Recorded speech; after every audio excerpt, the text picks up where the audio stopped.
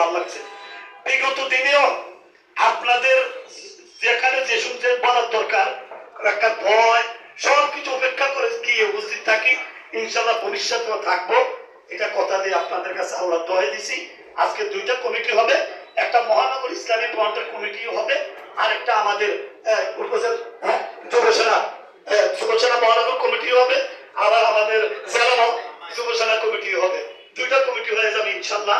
আমি আশা করি যাদের কাছে দায়িত্ব আসে এই আঙ্গুল থেকে গেলে সাইয়া থাকবেন, আমরা আমরা পালন করলাম, আল্লাহ দোয়া দিচ্ছি এটা কইলেন না।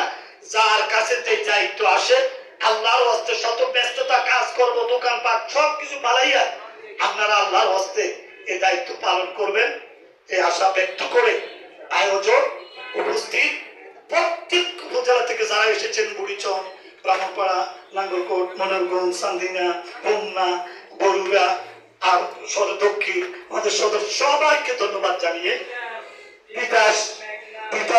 তিতাস মেঘনা দেবিতা মুরাদনগর দাউদকান্দি মাশাআল্লাহ আমাকে মনে করে দিচ্ছেন জাহাঙ্গীর মোহাম্মদ সাহেব, ধন্যবাদ। আপনারা বেঁচে থাকলে সুন্নিয়ত বেঁচে থাকবে। আর আমাদের তার উপায় বক্তব্য